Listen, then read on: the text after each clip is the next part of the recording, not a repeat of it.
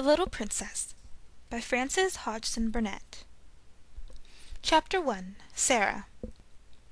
Once on a dark winter's day, when the yellow fog hung so thick and heavy in the streets of London that the lamps were lighted and the shop windows blazed with glass as they do at night, an odd-looking little girl sat in a cab with her father and was driven rather slowly through the big thoroughfares. She sat with her feet tucked under her, and leaned against her father, who held her in his arm as she stared out at the window at the passing people with a queer, old-fashioned thoughtfulness in her big eyes. She was such a little girl that one did not expect to see such a look on her small face. It would have been an old look for a child of 12, and Sarah Crewe was only 7. The fact was, however, that she was always dreaming and thinking odd things, and could not herself remember any time when she had not been thinking things about grown-up people and the world they belonged to. She felt as if she had lived a long, long time. At this moment she was remembering the voyage she had just made from Bombay with her father, Captain Crewe. She was thinking of the big ship, of the lascars passing silently to and fro on it, of the children playing about on the hot deck, and of some young officers' wives who used to try to make her talk to them and laugh at the things she said. Principally, she was thinking of what a queer thing it was that at one time one was in India in the blazing sun, and then in the middle of the ocean, and then driving in a strange vehicle through strange streets where the day was as dark as the night. She found this so puzzling that she moved closer to her father. "Papa," she said, in a low, mysterious little voice, which was almost a whisper. "Papa." "What is it, darling?" Captain Crewe answered, holding her closer and looking down into her face. "What is Sarah thinking of?" "Is this the place?" Sarah whispered, cuddling still closer to him. "Is it, Papa?"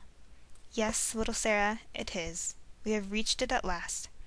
And though she was only 7 years old, she knew that he felt sad when he said it. It seemed to her many years since he had begun to prepare her mind for the place, as she had always called it.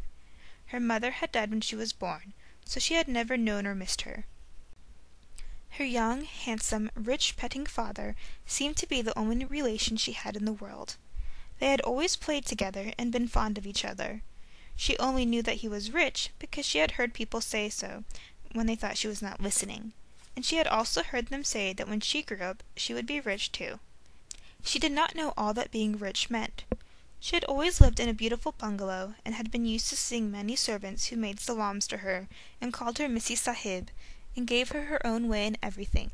She had had toys and pets and an ayah who worshipped her, and she had gradually learned that people who were rich had these things. That, however, was all she knew about it. During her short life only one thing had troubled her, and that thing was the place she was to be taken to some day. The climate of India was very bad for children, and as soon as possible they were sent away from it, generally to England and to school. She had seen other children go away, and had heard their fathers and mothers talk about the letters they received from them.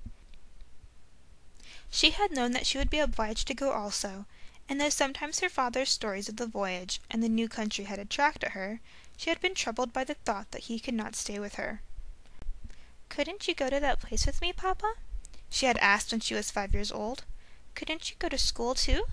I would help you with your lessons." "But you will not have to stay for a very long time, little Sarah," he had always said. "You will go to a nice house where there will be lots of little girls, and you will play together, and I will send you plenty of books, and you will grow so fast that it will seem scarcely a year before you are big enough and clever enough to come back and take care of Papa." She had liked to think of that, to keep the house for her father, to ride with him, and sit at the head of his table when he had dinner parties, to talk to him and read his books. That would be what she would like most in the world, and if one must go away to the place in England to attain it, she must make up her mind to go. She did not care very much for other little girls, but if she had plenty of books she could console herself. She liked books more than anything else, and was, in fact, always inventing stories of beautiful things and telling them to herself. Sometimes she had told them to her father, and he had liked them as much as she did. "Well, Papa," she said softly, "if we are here, I suppose we must be resigned." He laughed at her old-fashioned speech and kissed her. He was really not at all resigned himself, though he knew he must keep that a secret. His quaint little Sarah had been a great companion to him, and he felt he should be a lonely fellow when, on his return to India, he went into his bungalow, knowing he need not expect the small figure in its white frock come forward to meet him. So he held her very closely in his arm, as the cab rolled into the big, dull square in which stood the house which was their destination. It was a big, dull brick house, exactly like all the others in its row, but that on the front door there shone a brass plate on which was engraved in black letters, "Miss Minchin, Select Seminary for Young Ladies." "Here we are, Sarah," said Captain Crewe, making his voice sound as cheerful as possible. Then he lifted her out of the cab, and they mounted the steps and rang the bell. Sarah often thought afterward that the house was somehow exactly like Miss Minchin. It was respectable and well furnished, but everything in it was ugly, and the very armchairs seemed to have hard bones in them. In the hall, everything was hard and polished. Even the red cheeks of the moon face on the tall clock in the corner had a severe, varnished look. The drawing-room, into which they were ushered, was covered by a carpet with a square pattern upon it. The chairs were square, and a heavy marble timepiece stood upon the heavy marble mantel. As she sat down in one of the stiff mahogany chairs, Sarah cast one of her quick looks about her. "I don't like it, papa," she said, "but then I dare say soldiers, even brave ones, don't really like going into battle." Captain Crewe laughed outright at this. He was young and full of fun, and he never tired of hearing Sarah's queer speeches. "Oh, little Sarah," he said, "what shall I do when I have no one to say solemn things to me? No one else is quite as solemn as you are." "But why do solemn things make you laugh so?" inquired Sarah. "Because you are such fun when you say them," he answered, laughing still more. And then suddenly he swept her into his arms and kissed her very hard, stopping laughing all at once and looking almost as if tears had come into his eyes. It was just then that Miss Minchin entered the room. She was very like her house, Sarah felt, tall and dull and respectable and ugly. She had large, cold, fishy eyes, and a large, cold, fishy smile. It spread itself into a very large smile when she saw Sarah and Captain Crewe. She had heard a great many desirable things of the young soldier from the lady who had recommended her school to him. Among other things, she had heard that he was a rich father who was willing to spend a great deal of money on his little daughter. "It would be a great privilege to have charge of such a beautiful and promising child, Captain Crewe," she said, taking Sarah's hand and stroking it. "Lady Meredith has told me of her unusual cleverness. A clever child is a great treasure in an establishment like mine." Sarah stood quietly, with her eyes fixed upon Miss Minchin's face. She was thinking something odd, as usual. "Why does she say that I am a beautiful child?" she was thinking. "I am not beautiful at all. Colonel Grange's little girl, Isabel, is beautiful. She has dimples and rose-colored cheeks and long hair the color of gold. I have black hair and green eyes. Besides which, I am a thin child and not fair in the least. I am one of the ugliest children I ever saw. She is beginning by telling a story." She was mistaken, however, in thinking she was an ugly child. She was not in the least like Isabel Grange, who had been the beauty of the regiment, but she had an odd charm of her own. She was a slim, supple creature, rather tall for her age, and had an intense, attractive little face. Her hair was heavy and quite black, and only curled at the tips. Her eyes were greenish-gray, it is true, but they were big, wonderful eyes, with long black lashes, and though she herself did not like the color of them, many other people did. Still, she was very firm in her belief that she was an ugly little girl, and she was not at all elated by Miss Minchin's flattery. "I should be telling a story if I said she was beautiful," she thought, "and I should know I was telling a story. I believe I am as ugly as she is, in my way. What does she say that for?" After she had known Miss Minchin longer, she learned why she had said it. She discovered that she said the same thing to each papa and mamma who brought a child to her school. Sarah stood near her father and listened while he and Miss Minchin talked. She had been brought to the seminary because Lady Meredith's 2 little girls had been educated there, and Captain Crewe had a great respect for Lady Meredith's experience. Sarah was to be what was known as a parlour boarder, and she was to enjoy even greater privileges than parlour boarders usually did. She was to have a pretty bedroom and sitting-room of her own. She was to have a pony and a carriage, and a maid to take the place of the ayah who had been her nurse in India. "I am not in the least anxious about her education," Captain Crewe said, with his gay laugh, as he held Sarah's hand and patted it. "The difficulty will be to keep her from learning too fast and too much. She is always sitting with her little nose burrowing into books.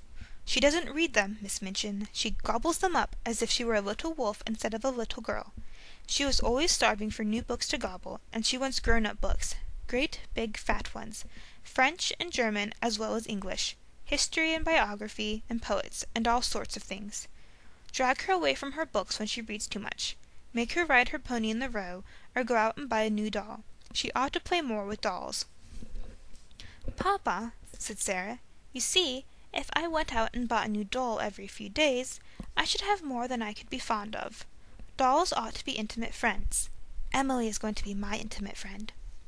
Captain Crewe looked at Miss Minchin, and Miss Minchin looked at Captain Crewe. "Who is Emily?" she inquired. "Tell her, Sarah," Captain Crewe said, smiling. Sarah's green-gray eyes looked very solemn and quite soft as she answered. "She's a doll I haven't got yet," she said. "She's a doll Papa is going to buy for me. We are going out together to find her. I have called her Emily. She is going to be my friend when Papa is gone. I want her to talk to about him." Miss Minchin's large, fishy smile became very flattering indeed. "What an original child!" she said. "What a darling little creature!" "Yes," said Captain Crewe, drawing Sarah close. "She is a darling little creature. Take great care of her for me, Miss Minchin." Sarah stayed with her father at his hotel for several days. In fact, she remained with him until he sailed away again to India. They went out and visited many big shops together, and bought a great many things. They bought, indeed, a great many more things than Sarah needed. But Captain Crewe was a rash, innocent young man, and wanted his little girl to have everything she admired and everything he admired himself, so between them they collected a wardrobe much too grand for a child of 7. There were velvet dresses trimmed with costly furs, and lace dresses, and embroidered ones, and hats with great soft ostrich feathers, and ermine coats and muffs, and boxes of tiny gloves and handkerchiefs, and silk stockings, and such abundant supplies that the polite young women behind the counters whispered to each other that the odd little girl, with the big solemn eyes, must be at least some foreign princess, perhaps the little daughter of an Indian Rajah. And at last they found Emily, but they went to a number of toy shops and looked at a great many dolls before they finally discovered her. "I want her to look as if she wasn't a doll really," Sarah said. "I want her to look as if she listens when I talk to her. The trouble with dolls, Papa," and she put her head on one side and reflected as she said it, "the trouble with dolls is that they never seem to hear."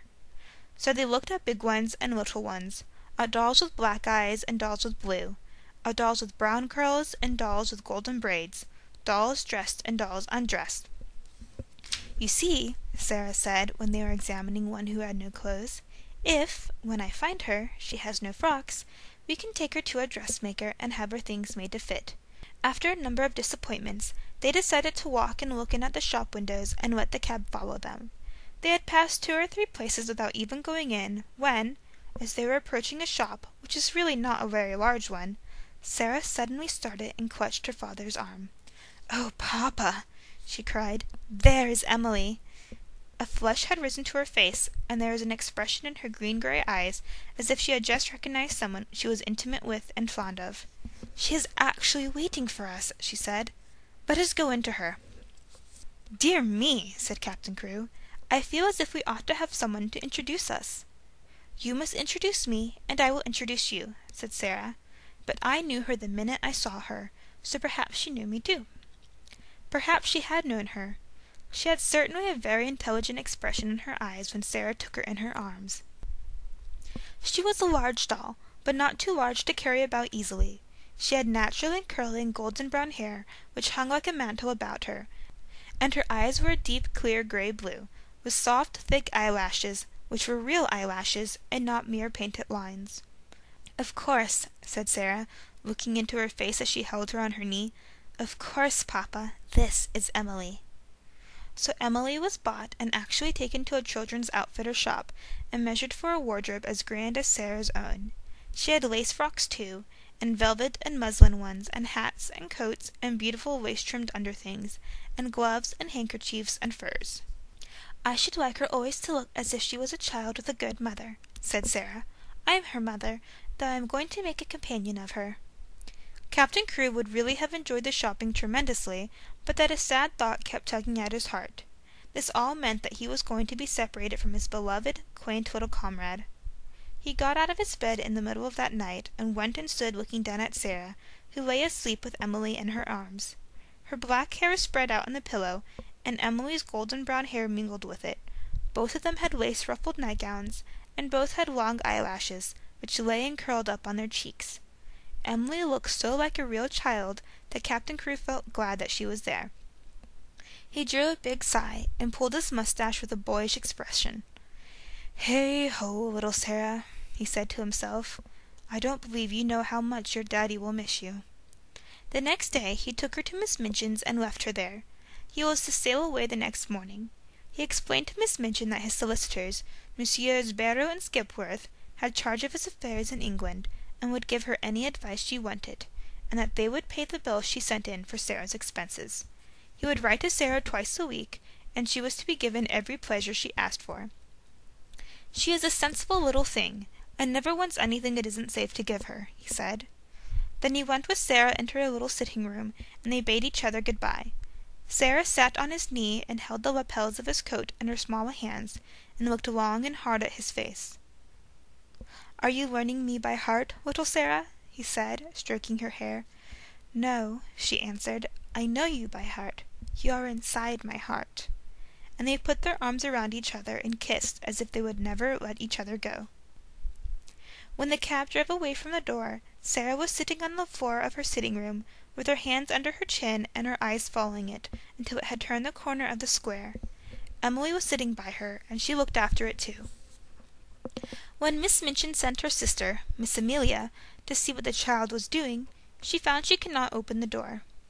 "I have locked it," said a queer, polite little voice from inside. "I want to be quite by myself, if you please." Miss Amelia was fat and dumpy, and stood very much in awe of her sister. She was really the better-natured person of the two, but she never disobeyed Miss Minchin. She went downstairs again, looking almost alarmed. "I never saw such a funny, old-fashioned child, sister," she said. "She has locked herself in, and she is not making the least particle of noise." "It is much better than if she kicked and screamed, as some of them do," Miss Minchin answered. "I expected that a child as much spoiled as she is would set the whole house in an uproar. If ever a child was given her own way in everything, she is." "I've been opening her trunks and putting her things away," said Miss Amelia. "I never saw anything like them. Sable and ermine on her coats, and real Valenciennes lace on her underclothing. You have seen some of her clothes. What do you think of them?" "I think they are perfectly ridiculous," replied Miss Minchin sharply, "but they will look very well at the head of the line when we take the school children to church on Sunday. She has been provided for as if she were a little princess." And upstairs in the locked room, Sarah and Emily sat on the floor and stared at the corner round which the cab had disappeared, while Captain Crewe looked backward, waving and kissing his hand as if he could not bear to stop.